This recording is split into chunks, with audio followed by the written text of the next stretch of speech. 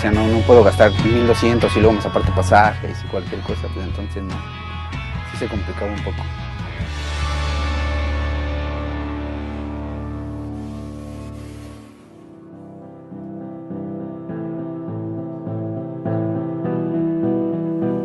Bueno, ahorita estoy trabajando de vigilante.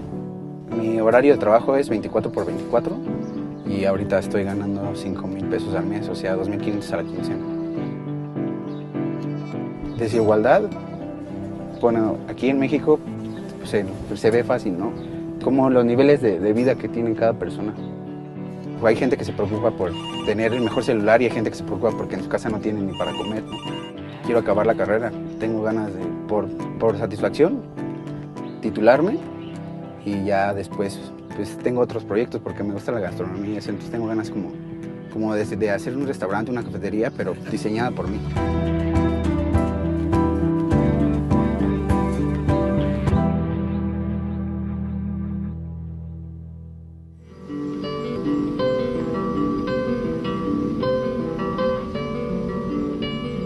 La comunidad es más o menos de 36 familias.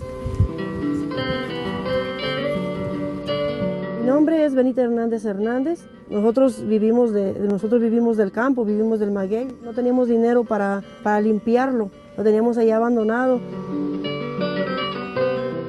Aquí nada más trabajaban los hombres. Incluso yo tuve la experiencia de que cuando yo me casé, yo quería trabajar y me decía mi marido, no, la mujer se casó para estar en la casa, no para trabajar.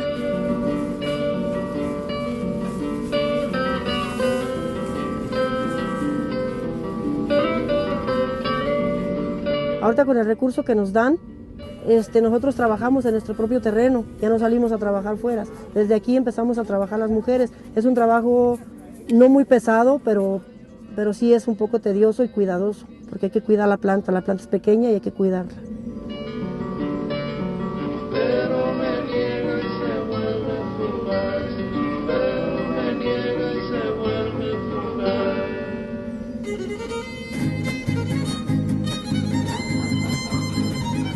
Este proyecto busca 3 componentes básicos. Uno, que las comunidades puedan tener mejores medios para alimentarse y nutrirse. 2, fortalecer las capacidades de grupos de mujeres. Asimismo, todo esto en torno al medio ambiente, mejorando la calidad de la milpa y su alimentación.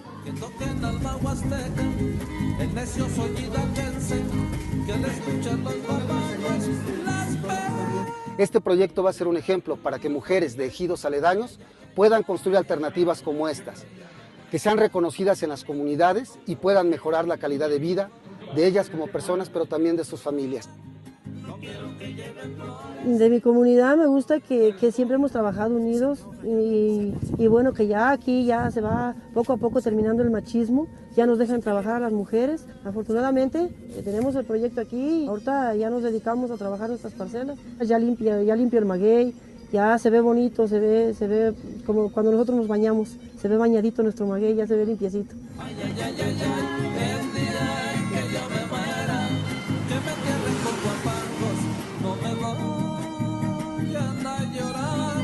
No quiero que lleve flores ni tampoco rezandera, que me entierren como a pancos. Pero hay otros más.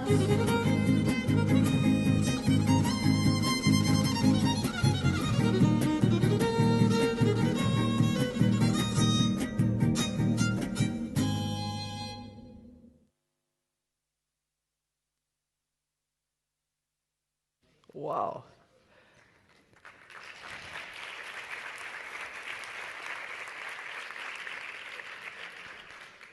Me imagino que los aplausos son o para el vídeo o para los ponentes, que todos los conocéis, así que no os los voy a presentar, porque a Carlos ya le hizo la presentación Cristian antes, y Sol Gallego y Enrique González pues no necesitan presentación. Sí me voy a presentar yo, porque a mí seguro que no me conocéis. Yo soy la directora de comunicación de esta organización, de Oxfam Intermón, y diréis, ¿pero qué hace una ONG en el Congreso de Periodismo? Pues bueno, resulta que nosotros trabajamos para intentar cambiar las cosas, luchamos contra la desigualdad, contra la injusticia, contra la pobreza. Y esto sería imposible hacerlo si no tuviésemos un periodismo independiente y de calidad. Y por eso para nosotros este congreso es tan importante y la labor que hacen los periodistas es tan importante. Porque no sois solamente un soporte de la información, sois aliados y además sois potenciales beneficiarios de nuestra ayuda porque sois catalizadores del cambio. Dicho esto, vamos a pasar a introducir el tema que nos reúne hoy. Desde hace unos años y muy intensamente estos últimos meses, solo se habla de desigualdad, el gran concepto. ¿Y qué nos pasa a nosotros en Oxfam Intermón? Que toda la vida hablando de pobreza y ni caso, oye. Es una cosa, tú vienes aquí con el pobre, nada, oye, publícame el artículo de nada. Y empezamos a hablar de desigualdad, publicamos nuestro primer informe, ¿cuándo fue, Jaime? Que lo lideraste tú, hará 2 años. Y de repente, oye, que la petamos. Todo lleno de medios. La última vez, no sé si había 8 televisiones de esto que no dábamos crédito. Claro, todo el mundo mirándome a mí, qué bien has hecho tu trabajo. Bueno, no sé qué decirte.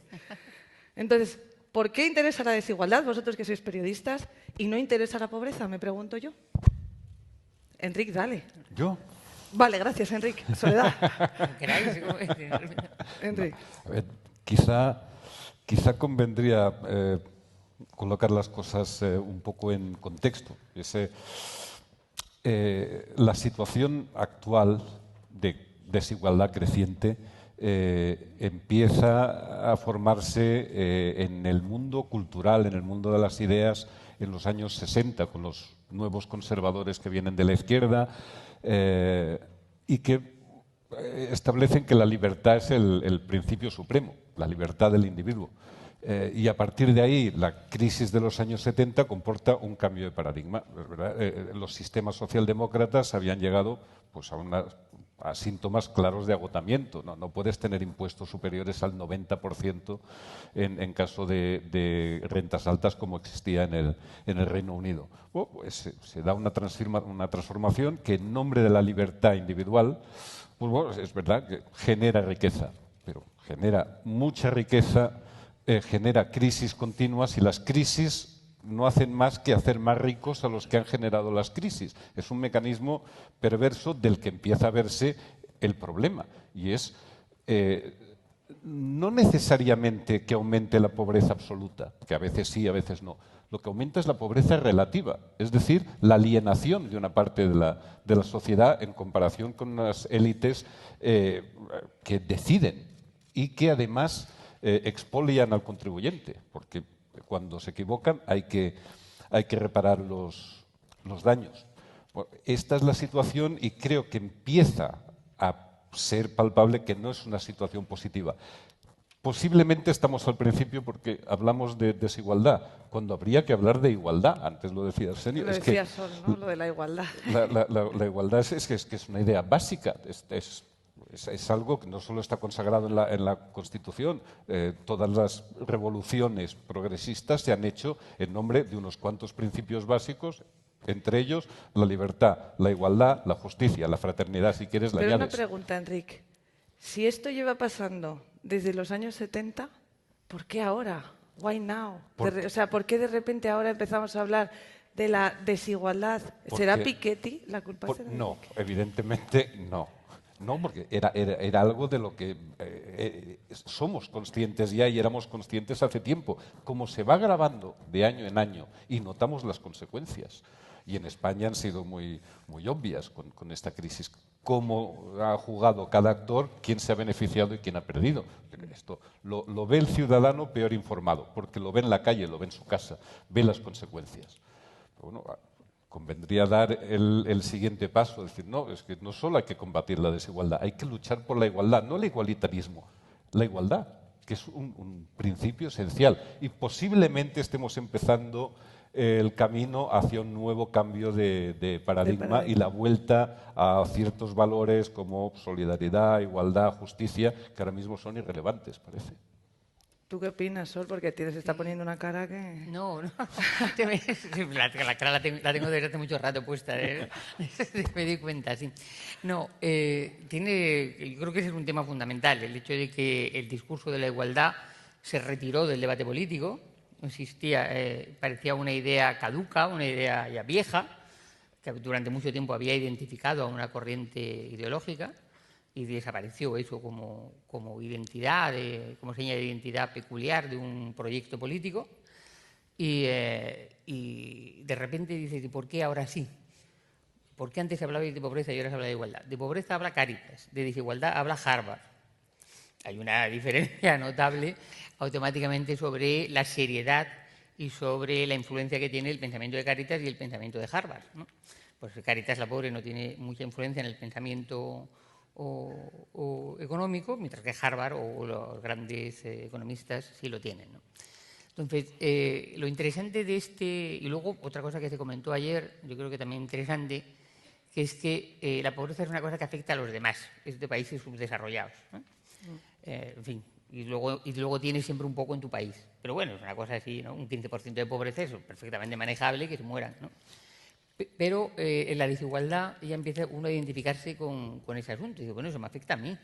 Ya son amplias capas de la población las que se sienten implicadas, las clases medias, que se sienten implicadas en este asunto de la desigualdad. Entre que tiene el aspecto, el marchamo de teoría económica, cuando no lo es, cuando es una cuestión política, no económica, pero se presenta con un marchamo económico, automáticamente tiene muchísima más repercusión que la reivindicación de la igualdad como política, ¿no? Yo creo que es ese punto de la empatía, ¿no? Vosotros que sois los más desiguales del mundo, sí. No en Salvador concretamente, pero América Latina, ¿no? Sí. Bueno, mira, todas las constituciones de todas las repúblicas latinoamericanas garantizan la igualdad, ¿no? Igualdad ante la justicia, igualdad en el derecho a una vida digna y a la protección del Estado, ¿no? En Latinoamérica nos gusta decir, sí, pero hay unos más iguales que otros. Y es una región muy desigual. En este cambio, digamos, del foco de atención de la pobreza a la desigualdad, que Piketty tiene que ver con ponerlo de moda, digamos, estos días, pero tiene que ver también otra cosa, creo yo. La desigualdad ayuda a explicar algunos fenómenos mucho mejor que la pobreza. Por una simple y sencilla razón, porque la pobreza no era la causa de algunas cosas, la desigualdad sí. Particularmente en el caso centroamericano, nuestro principal problema, que es la violencia, ¿no? Ahí están 4 de los 5 países más violentos del mundo: Guatemala, Honduras, El Salvador, Belice. Y no es la pobreza lo que causa la violencia. Nosotros hicimos algunas historias tratando de ver los municipios más pacíficos de El Salvador, ¿no? Los municipios en que ha habido menos homicidios. En realidad lo que nos planteamos fue, El Salvador está dividido en 262 municipios, busquemos en cuáles no ha habido un homicidio en los últimos 5 años. Descubrimos 7 municipios nada más, en los que no había habido un homicidio en los últimos 5 años. Fuimos a ver qué tenían de especial esos municipios. 2 de ellos son de los municipios más pobres del país. Lo que pasa es que todos eran pobres. La desigualdad es un concepto violento per se. La desigualdad ayuda mucho mejor a explicar estas cosas. La desigualdad es, lo que decía Sol también, la pobreza, además periodísticamente, por tradición la abordamos con una visión un poco paternalista, de la cual nos es muy difícil quitarnos, ¿no? Vemos sí con empatía, pero desde arriba, porque los pobres. La desigualdad nos incluye a todos, ¿no? Hablábamos ayer de la narrativa, ¿no? Claro. Del mirar con diferente foco, ¿no? O sea, el cambiar la pregunta, ¿no? La pregunta es, hola, ¿eres pobre? O sea, A mí, dale. Una cosa que me resulta muy interesante que él dice que la desigualdad explica más cosas que solamente la pobreza, ¿no? Y la desigualdad vinculada a la desregularización, que era de lo que hablaba también Enrique de los años 80, es lo que ha producido esta crisis y que afecta no solamente a países que tenían una vinculación ya entre desigualdad y violencia, sino en países en los que eso no existía, en los que existía un nivel de desigualdad mucho más controlado y existía menos violencia, ¿no? automáticamente ahora aumenta muchísimo la desigualdad y las sociedades desarrolladas temen la aparición de la violencia. Claro, entonces eso es una cosa que es nueva y que permite analizar un poco también la preocupación que tienen por esa vinculación entre desigualdad y violencia, ¿no? Y esas sociedades tan tranquilas hasta ahora, ¿no? Se tienen miedo. Voy a hacer un pequeño cambio de esto. Para nosotros el tema de la desigualdad es muy importante porque la desigualdad tiene solución y la pobreza parece que no. Aunque en realidad sí, porque es lo mismo. Pero la sensación que tienes es que contra la desigualdad puedes luchar y contra la pobreza no, que es una cosa inherente. Tú naces pobre y te quedas pobre. El problema es cuando te pones, ya has descubierto el sistema para entrarle al tema, ya has cambiado la pregunta y te encuentras con que, claro, como estamos en un sistema absolutamente desigual, empiezas a pisar callos. Vosotros como periodistas, ¿cómo vivís eso? Porque es difícil pisar el callo, ¿no? No, o sea, difícil no quiero decir, es. nosotros intentamos que se pise, pero nos dice, bueno, es que mi jefe me ha dicho que mejor que me sigas mandando las fotos de los negritos con los ojos grandes, que el tema este es como un poco complicado, ¿no? Enrique. A ver, vayamos quizá un paso más adentro, no, digamos, a nosotros mismos, al ejercicio del periodismo. Yo no estoy del todo seguro de que alguien, un periodista que es sumiso o pasivo ante las idioteces de su empresa, no, es que esto es relevante. Alguien que acepta cobrar cada vez menos o incluso no cobrar. Alguien que asume cosas que no se deberían asumir, luego cuando sale e intenta contarlo de fuera, ¿con qué ánimo va? Supongo que acepta como inevitable este sistema económico, no me refiero al capitalismo, sino a una cierta modalidad de capitalismo. Lo acepta como inevitable, como si fuera un fenómeno natural, no modificable.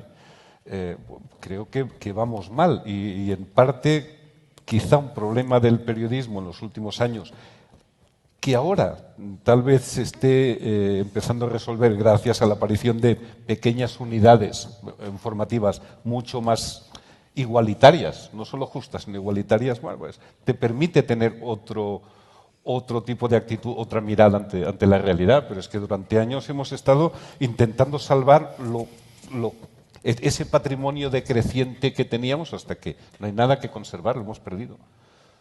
Cosa que comparte Sol seguro. Sí, pero yo lo que veo es que el tema quiero decir que los periodistas no están llamados a luchar contra la desigualdad, no es tu trabajo, ¿no? Tu trabajo es contar la realidad, ¿no? Entonces, ¿cómo puedes contar esa realidad? Pues claro, si sales ya como una carga muy grande de prejuicio sobre lo que vas a ver, pues lo que ves difícilmente lo cuentas bien, lo cuentas mal porque vienes con una historia ya contada, ¿no? Eso de que no te estropee el titular la historia de verdad, ¿no? Pues si vas con una idea ya tan prefijada, pues es difícil que puedas hacer. Pero yo creo que de todas maneras el debate de la desigualdad, soy optimista en ese sentido, que ha abierto una brecha, porque al presentarse de una manera tan como teoría económica, en fin, está permitiendo que por ahí entre el debate político sobre la desigualdad, no solamente sobre esta idea económica, y está permitiendo también que los periodistas ensanchen el punto de vista, ¿no? Que ya no salgan, ya puedas enfrentarte a tu jefe y decir, hombre, pero se lo dice Harvard, ¿no? O sea, ya eso te da un peso, una capacidad de, ¿no? Ya es otra cosa, ya no. Si lo dice un catedrático, si lo está diciendo un catedrático, ¿por qué me miras con esa cara, ¿no? Eso ayuda mucho. Yo lo utilizo mucho en mis columnas y apoyarlo con un catedrático de Harvard. El catedrático de Harvard suele ser definitivo para que nadie me diga nada. ¡Bum! El catedrático de Harvard es fantástico para eso, ¿no?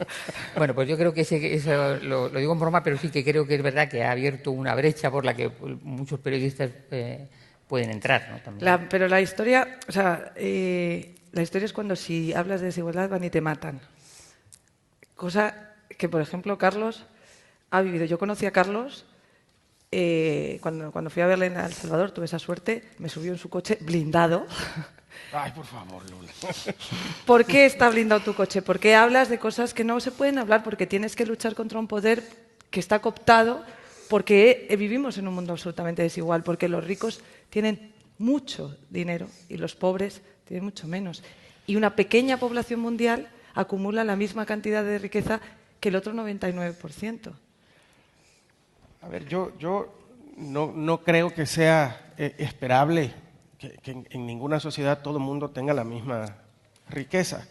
Entonces, una vez asumido esto, entonces, ¿cuál es el problema con la desigualdad? Bueno, a partir de ahí empiezan a surgir otras preguntas. El problema con la desigualdad es que, por ejemplo, yo vengo de un país donde hace un mes, en una colonia, todos tuvieron que abandonar sus casas porque unos pandilleros llegaron a decirles, si no nos dan una de estas casas para nuestras fiestas y nos dejan y nos ponen una cocina y un refrigerador, los vamos a matar a todos. Y como esas amenazas en mi país son bastante reales, en una colonia de clase media baja, pues la policía llegó a vigilar cómo todos se iban de sus casas. Esa es hasta ahí, alcanza la protección del Estado. El Estado te protege de la huida, no te puede proteger permanentemente. Eso no pasa entre las personas que tienen más dinero en mi país, ¿no? Donde hay por lo menos 3 billionaires, como se dice en inglés, o personas con capitales de millardos de dólares, ¿no?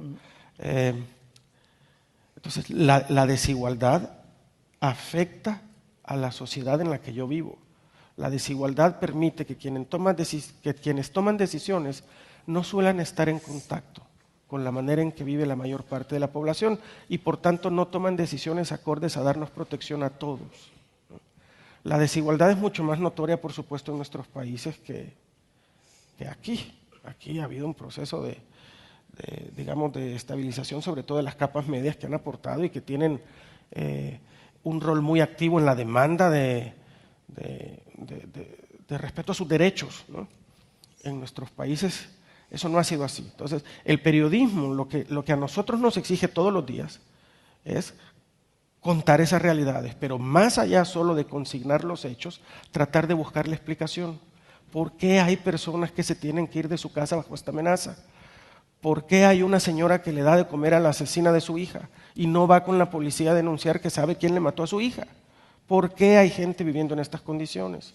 ¿Por qué, como decíamos ayer en la mesa en la que hablamos, en El Salvador la pobreza se redujo 30% en los últimos 20 años, ¿no? Lo cual, si uno solo consigna la cifra, es un éxito. Es un éxito que en un país latinoamericano pobre se reduzca 30% la pobreza.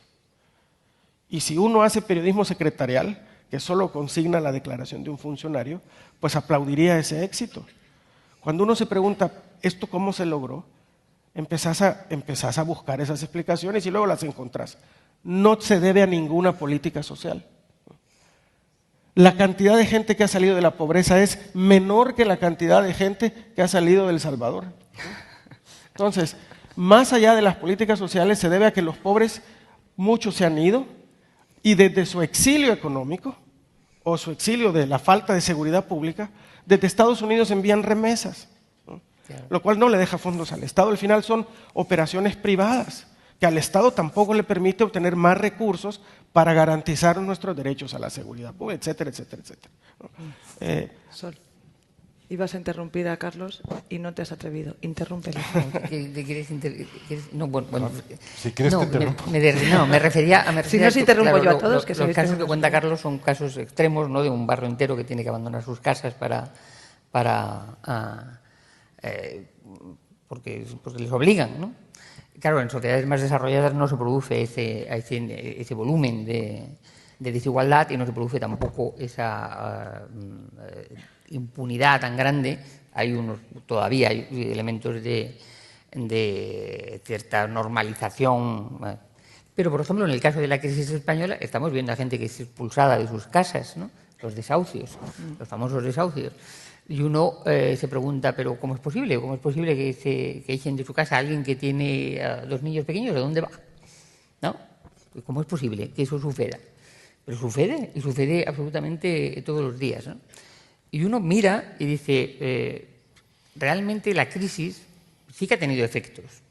Oye, han desaparecido bastantes políticos, ¿no? Que se han tenido que quitar de la vista porque la gente ya no los podía ver, ¿no? Están desapareciendo, ahí además, siguen desapareciendo. está experimentando una gran transformación, o parece que está experimentando el famoso tablero político del que habla Podemos, ¿no? O sea, están apareciendo nuevas fuerzas, etc. Pero si uno, a continuación, paras un ratito, te paras, como dicen en América, te paras y piensas, y dices, bueno, ¿y los que provocaron la crisis? ¿Dónde están? ¿En el mismo sitio? Absolutamente en el mismo sitio. Toda la plana mayor del sistema financiero español permanece tranquilamente sentado en sus sillones, es más rico que antes, promueve más la desigualdad que antes, está todavía más encantado con ese proyecto, jamás ha hecho la más mínima esfuerzo de crítica, en absoluto. Y ahí están cada vez más poderosos y uno piensa, bueno, es que son especialmente inteligentes. Pues no, ni son especialmente inteligentes ni son especialmente tontos.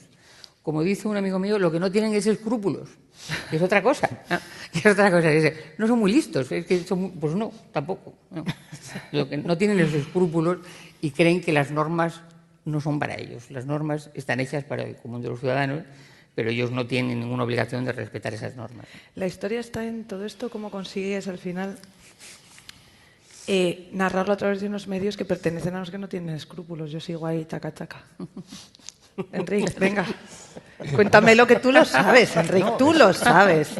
Es una de comparte con nosotros. Es una de las dificultades que existen y en general hemos sido muy inocentes y muy superficiales en el oficio y sin entrar en presiones de directivos. No, hemos sido tontorrones porque nos hemos pillado esto. La pobreza ha bajado el 30%, cosas de este tipo. No, España va fantástica. Tampoco acotamos. Es decir, que cuando el presidente del gobierno dice pues, que la crisis ya es cosa del pasado y que vuelven los buenos tiempos, nadie es capaz de acotar en ese momento y decir, no, a ver, ¿de dónde estamos saliendo? ¿Hacia dónde vamos? ¿Cuál es el nivel de desempleo? El nivel de subempleo, que es muy importante, el nivel de deuda por privatización, por nacionalización de deuda privada, en fin, y lo mismo que cuando otro partido, por ejemplo Podemos, pues propone soluciones tan pueriles e inanes que dices, no, el problema lo has identificado, pero no me digas que se va a solucionar así porque no es así. Hemos sido simplones sin necesidad de que la banca accionista de los grandes medios apretara demasiado. Simplemente nos hemos creído que... Sí, pero por ejemplo, en esa línea hoy me contaba Daniel Pecot, que está por aquí, que habían desalojado la Cava, una zona de Madrid, habían sacado mujeres, niños, una mujer con cáncer, una mujer que está esperando un trasplante de corazón. O sea, ¿lo han cubierto qué? 3 perros flautas con una cámara a los que encima les pegarán y pasado mañana a lo mejor hasta les detienen.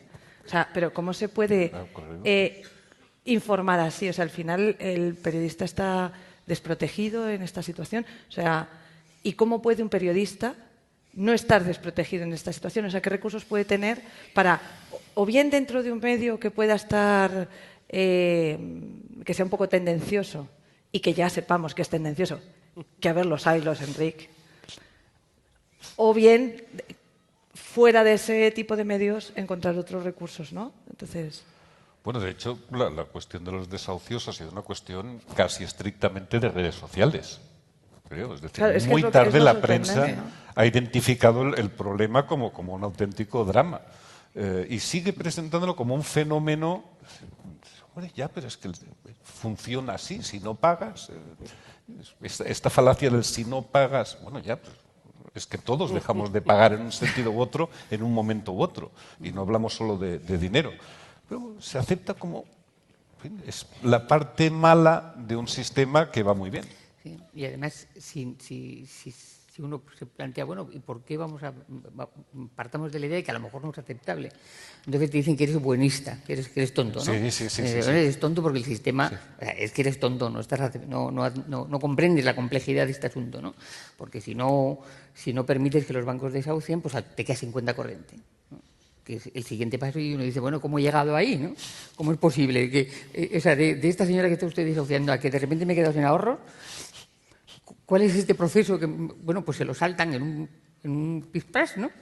Y nos lo comemos, ¿no? En vez de decirle, no, explíqueme eso, ¿no? Explíqueme un poquito, a ver, paso a paso, cómo es posible que usted no pueda evitar los desahucios porque eso ponga en peligro el sistema financiero, como llegó a decir el PP y el PSOE en un momento dado, ¿no? ¿Cómo es posible? O sea, ¿qué razonamiento ha seguido usted? Me lo explique, o sea, no lo niego en principio, a lo mejor es verdad, pero me lo tiene usted que explicar mejor. Los periodistas tenemos que pedir que nos expliquen mejor las cosas porque o yo soy muy tonta o no entiendo la mitad de las cosas que me dicen, ¿no? La mitad de las cosas que me cuentan y que me dan como verdades absolutas, pues la mitad de las veces yo creo que nos falta el cuajo, la esa de decir, oiga, no le he entendido, perdón, no he entendido nada de lo que me ha dicho, le importaría desarrollarlo un poquito más porque no entiendo lo que me está usted diciendo. ¿Por qué? ¿No? Vosotros para poder hablar de desigualdad montasteis un medio independiente en el que los periodistas tienen 6 meses para escribir una crónica. Y claro, cobran. Sí. Sé que os vais a querer ir todos ahora a El Salvador a trabajar ahí.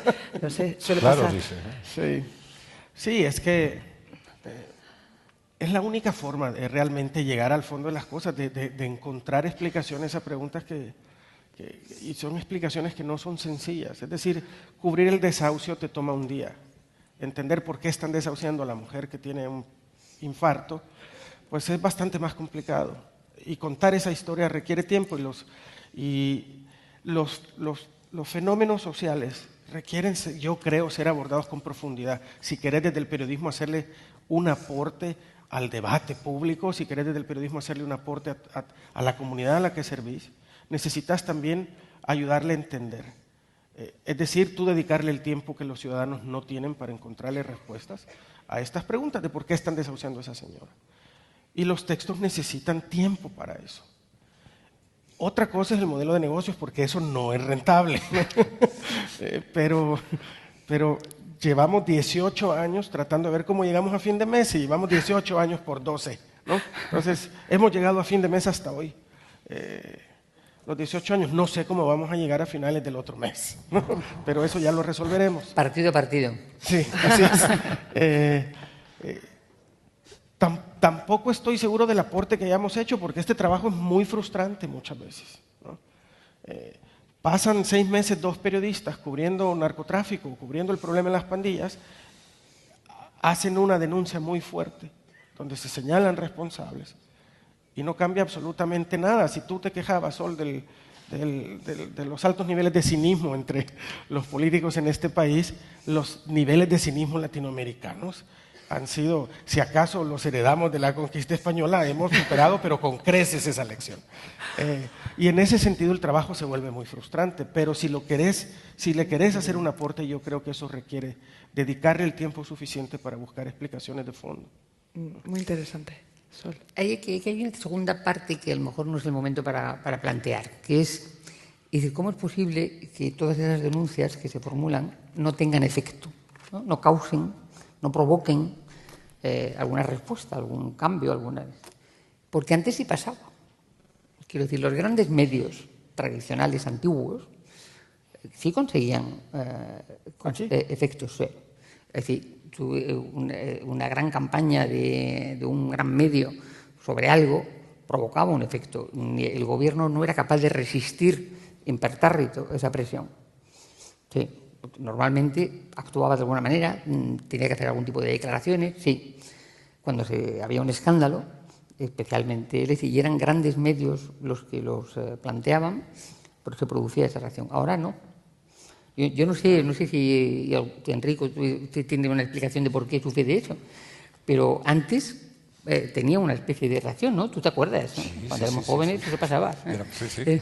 Y ha desaparecido eso también. ¿Por qué? Sí. Yo creo que una primera explicación es que los grandes medios ya no son grandes, al menos en el país del que hablamos. Y segundo, porque en ciertos aspectos hemos llegado al colmo del cinismo del que hablábamos, lo que es inevitable. Hay ciertas cosas que se plantean como inmutables y eternas. Entre ellas, pues la desigualdad y lo que se deriva de la desigualdad. Ya puedes denunciar e insistir, es que no hay más remedio. O sea, es esa famosa frase de Rajoy, hago lo único que se puede hacer. Bueno, pues si llegamos a este final, el gobierno o cualquier autoridad solo puede resistir, atrincherarse en el cinismo, negar la evidencia y generalmente gana. Pero puedo meterme aquí, porque quiero entender yo esta parte. Me causa mucha curiosidad el fenómeno mediático español y no lo acabo de entender, ¿no? Cuando tú decís que antes sí era capaz de transformar cosas, Sol, a mí me sorprende cuando vengo a este país, y se lo decía hace un rato a Pilar, abro los cuatro de los grandes periódicos de este país, o de los periódicos clásicos, ¿no? El ABC, La Razón, El Mundo, El País. Los 4 me cuentan un país distinto y a veces están contando la misma noticia, el mismo hecho periodístico, contado de 4 maneras diferentes. Entonces, más allá del cinismo, si uno está acusando a un funcionario y el otro por el mismo hecho le está aplaudiendo, pues, hombre, es muy difícil que eso presione a un funcionario a que reaccione contra el que lo critique y no contra el que lo aplaude, ¿no? Pero eso antes pasaba. A lo mejor la percepción es equivocada. No, pero por no poner solamente el ejemplo de Leche, por ejemplo, de España, pues Francia, cuando el gobierno francés puso una bomba en un barco de Greenpeace en Nueva Zelanda, pues no sé, eso no se contó hasta que lo publicó Le Monde. Le Monde publicó: esto es una operación de los servicios secretos franceses, el barco ha sido hundido por el capitán no sé cuánto y la comandante no sé qué. Bueno, ¿qué pasó? Que dimitió el ministro. Sorprendente.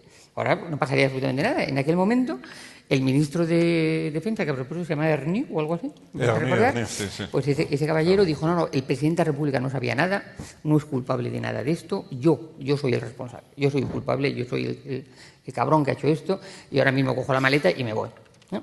Bueno, seguramente mucha más gente lo sabía, pero alguien simbolizó el yo soy el responsable político y se marchó. Eso ha desaparecido, pero no solamente en España, ha desaparecido también en Francia. En Francia hasta llegó a suicidarse un primer ministro, porque le habían cogido en un escándalo. ¿Que piensa alguien que Sarkozy se va a suicidar porque le cojan en un escándalo? Por amor de Dios, ¿no? En absoluto. Pues no sé lo que ha pasado, la verdad es que no lo sé. O sea, yo estoy completamente desconcertada también. ¿Cómo es posible que se publique que en el Partido Popular de Madrid hay una red de corrupción clarísima? Y quien ha sido presidente de ese partido desde 2004, quien ha sido presidenta de ese partido desde 2004, diga, no, pero yo no tengo nada que ver. ¿A mí qué me cuenta usted? Y yo, pues fíjese, pues seguramente hubo corruptos y yo qué culpa tengo. Pues eso se plantea así y los periodistas pues tomamos notas y decimos, dice la presidenta que ella no tiene la culpa porque... Bueno, pues vale, sí, evidentemente, ¿no? Pero es que no sé qué es lo que se puede hacer. ¿Qué hace uno en una conferencia de prensa en la que ella dice eso? Levantarse y decirle, mire señora, es imposible lo que usted está diciendo, ¿no? Pues no lo hacemos, ¿no? Tampoco, ¿no? Es que no es fácil, ¿eh? No es fácil. ¿Cómo reaccionas ante tanto cinismo? No es fácil. ¿Qué haces? No estás acostumbrado, no tienes las herramientas, ni los recursos, ni estás entrenado para eso. ¿Comprendes? No has sido entrenado para tanto cinismo. No, y tienes tu límite es informar, y a partir del momento en que cuentas lo que hay de forma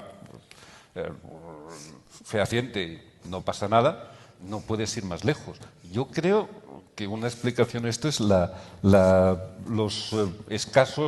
escasas consecuencias electorales de todo esto, porque finalmente el argumento es nosotros, vale, pues podemos ser corruptos, incompetentes, antipáticos y bordes, pero cualquier cosa que no seamos nosotros es la ruina, porque es cambiar. En Europa se ha llegado está planteado, de hecho, que o estás en el lado de Alemania, digamos, el lado de esa ortodoxia, de resistir como sea, o ya te conviertes en Grecia, estás en la ruina, estás perdido. Entonces, y el PP va a volver a ganar las elecciones. No lo quiera Oye, Dios. una cosa, ¿queréis que os hagan preguntas o...? Porque si queréis que os hagan preguntas tenemos que empezar ya. No, una única cosa que decíamos, que igual que ha desaparecido el debate de la igualdad a nivel personal, ya no es una idea en circulación, ha desaparecido a nivel europeo la idea de la convergencia. La Unión Europea desde su creación tenía un proyecto y hablaba continuamente de la convergencia entre naciones, entre pueblos. Y esa convergencia incluía también un cierto grado de desarrollo. Y de hecho, la Unión Europea estableció mecanismos durante tiempo para, no por hacer frente a crisis espantosas, sino para equiparar, ir equiparando un poco el nivel de vida de las diferentes naciones miembros de la... Eso ha desaparecido también del lenguaje de la Unión Europea. La palabra convergencia no existe desde hace 7, 8 años. Yo he intentado buscarla en papeles, me he esforzado en ir a los papeles de la Unión Europea y poner la palabra convergencia en inglés, en francés, a ver si en algún documento por ahí aparecía. Pues no. En alemán no lo he puesto porque no lo sé. Pero en inglés y en francés no aparece. Oye, vamos a pasar a las preguntas porque si no nos van a poder agregar preguntar. algo rapidito, porque creo que es importante y que tiene que ver también con la desigualdad y con la famosa ecuación de Piketty, de la acumulación de riqueza, que ahora también está penetrando el área pública. Y lo que está haciendo, y yo creo que esto es un común denominador a casi todas las sociedades occidentales, es decir, Europa, pero también Norteamérica y también al resto de América Latina, es básicamente la desaparición del intelectual público. Del intelectual público, como alguien que aportaba al debate social, como alguien que lo guiaba, que lo lideraba desde su autoridad, digamos. Eso está desapareciendo porque ya no tiene ninguna influencia, ya no tiene ninguna importancia ante esta acumulación, ¿no?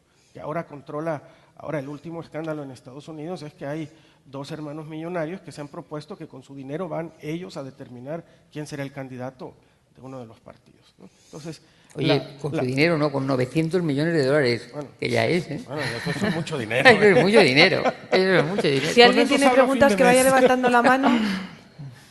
Gonzalo, que pide la palabra por ahí.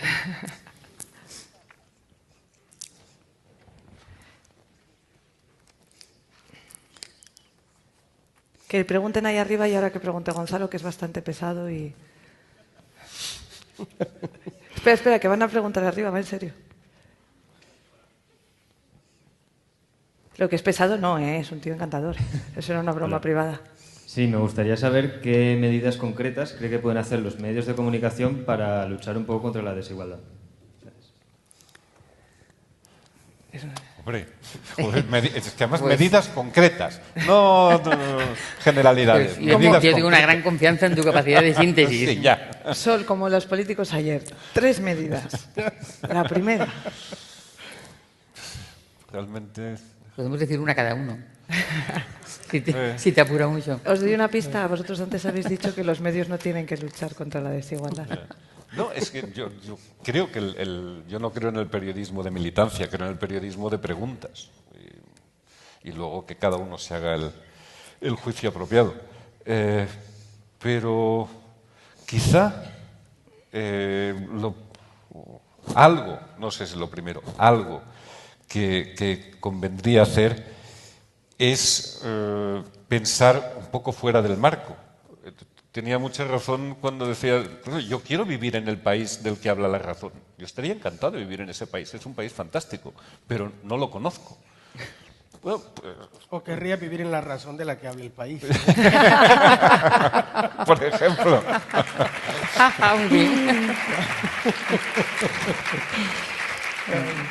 Pero atreverse a pensar las cosas al margen de sus prejuicios. Cada medio tiene unos prejuicios cada vez más sólidos. Bueno, pues plantearse, ¿y si no tuviéramos razón? ¿Y si esto no funcionara así? Y de repente empiezas a ver las cosas de una forma un poco distinta. Llevado a nivel personal también, ¿no? O sea, el periodista tiene que plantearse... Esto es muy importante, porque cuando tú preguntas qué pueden hacer los medios de comunicación, a mí me gustaría que la pregunta se planteara qué pueden hacer los periodistas y no los medios de comunicación. Perdón, Sol. No, es que quiero que siga con eso, porque esa idea me parece estupenda. Sí. Porque el medio de comunicación es simplemente un lugar de trabajo al que podemos o no dejar, pero eso no puede dominar ni justificar nuestras decisiones personales. Entonces hablemos de los periodistas, los medios de comunicación que ya respondan por sus propias responsabilidades en este asunto. Pero eso no nos puede exigir. Es decir, ser empleado de un periódico no justifica que tú dejes de lado tu ética y asumas las decisiones de un medio, ¿no? Porque además es muy fácil lavarse las manos.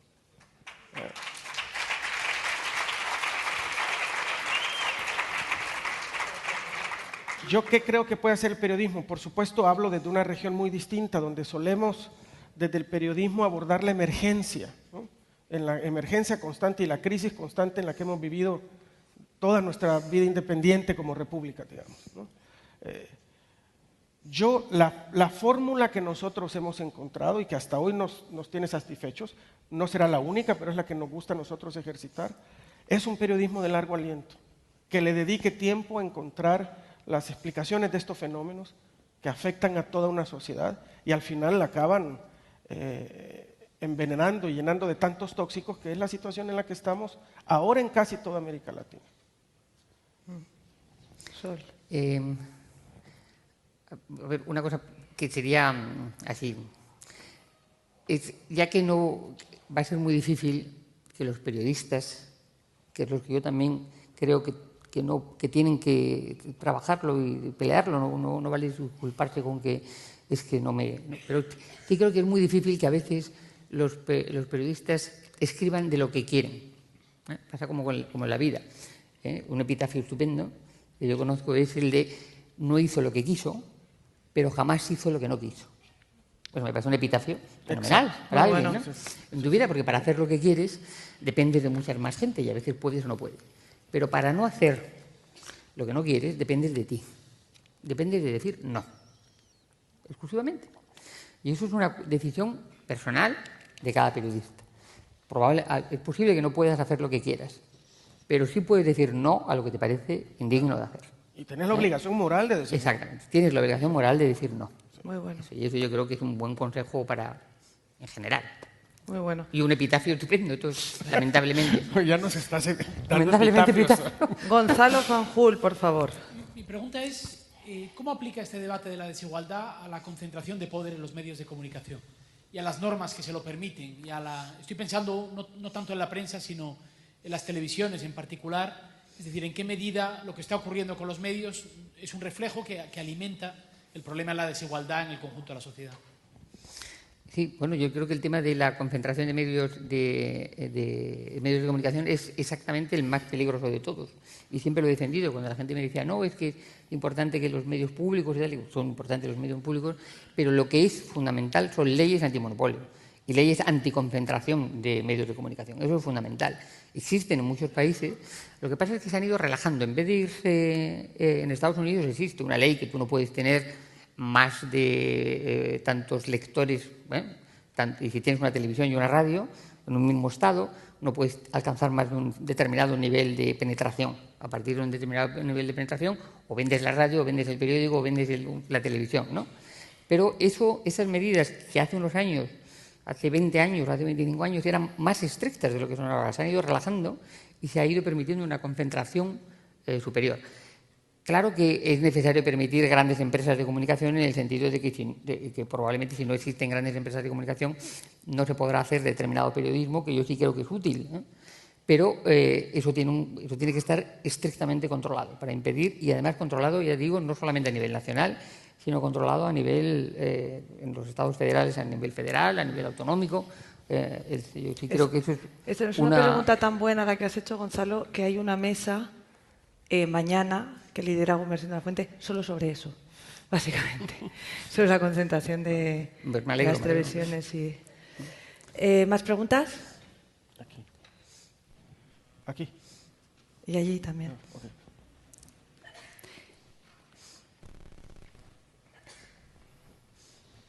Me gusta mucho lo del epitafio, lo tengo ahí, ¿eh? Esto vale para el periodismo y vale para las personas también, lo de nunca harás lo que quieras, pero sí puedes no hacer lo que no quieres.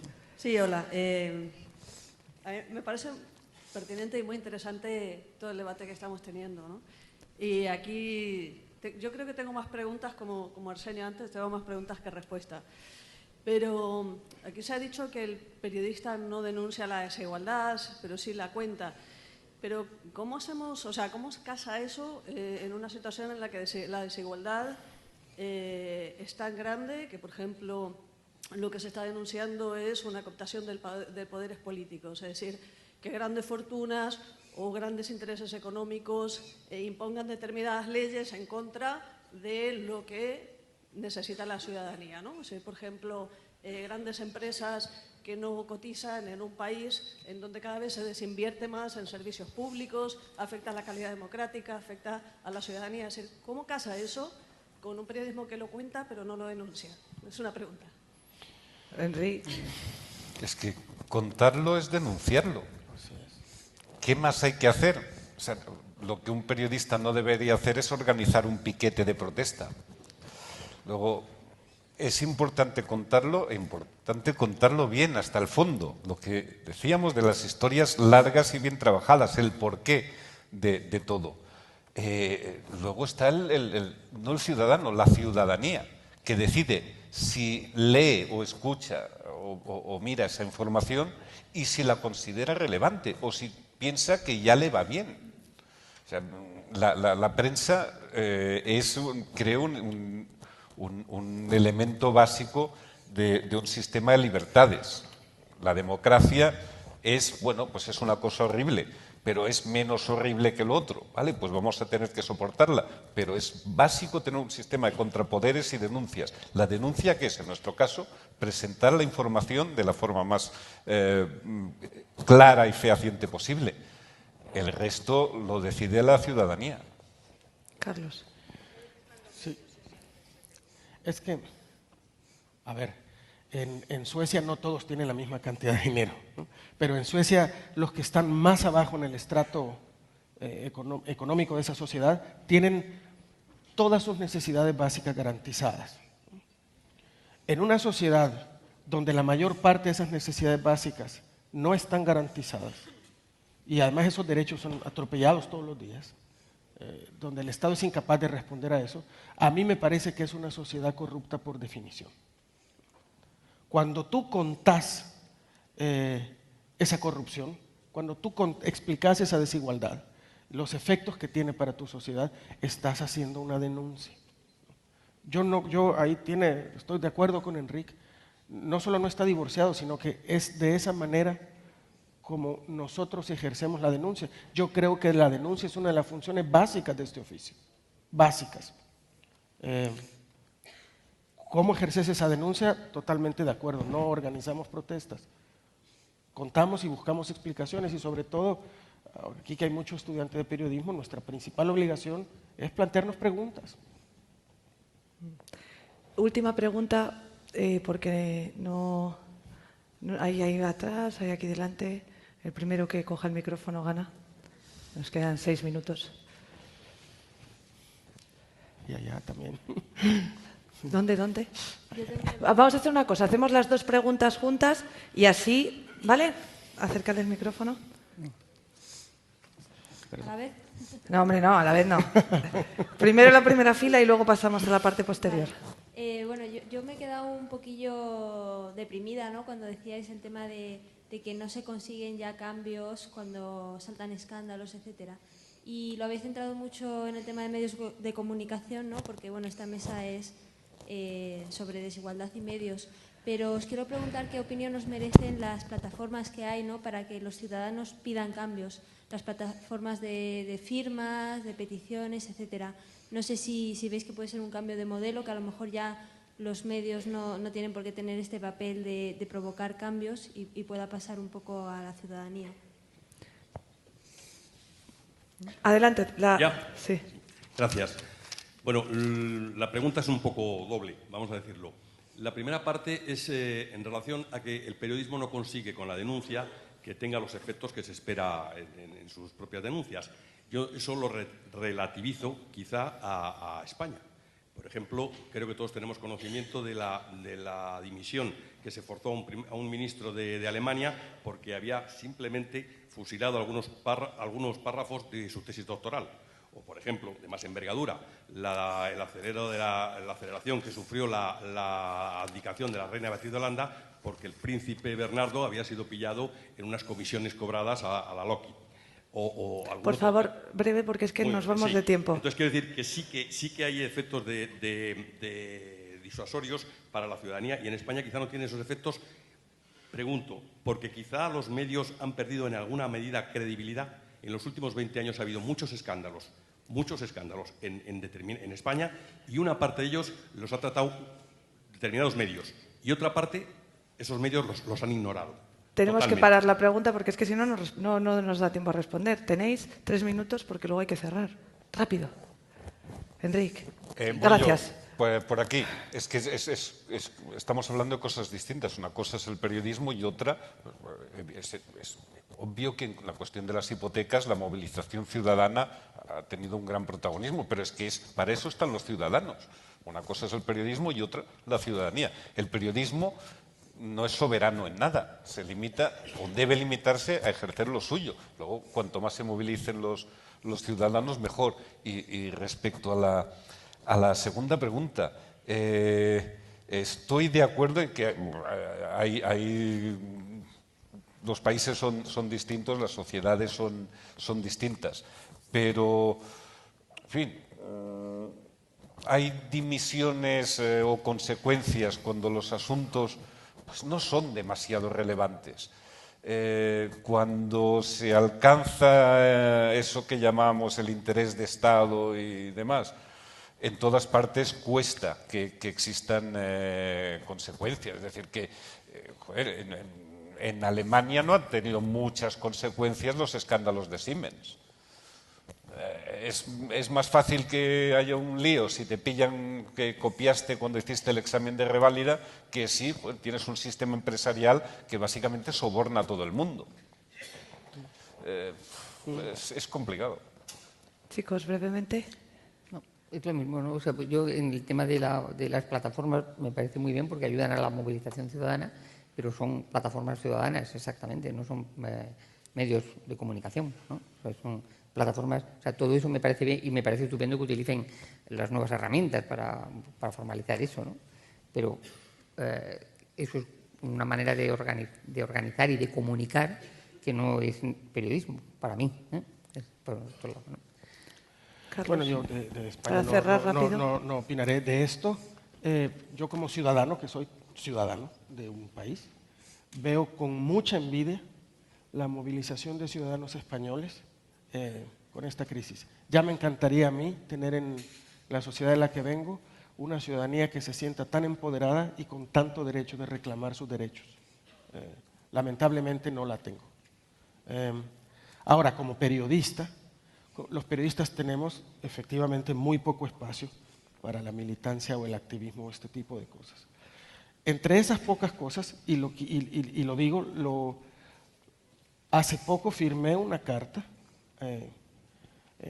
invitado por Marcela Turati y por Alma Guillermo Prieto para que varios periodistas y escritores latinoamericanos solicitáramos al festival HEY, o AI, como le quieran llamar, que dejara de organizar su festival en Veracruz, porque lo hacía con dinero del gobierno de Veracruz, cuyas autoridades manejan uno de los estados en que más periodistas han sido asesinados. Entonces,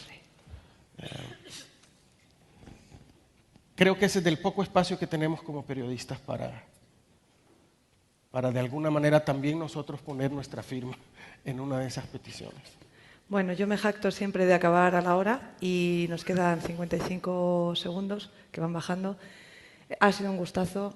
Me encanta estar aquí. Una cosa es dejar aquí que, dicho bien alto y bien claro, mi enorme admiración por el trabajo que hacen algunos compañeros en Centroamérica y en México.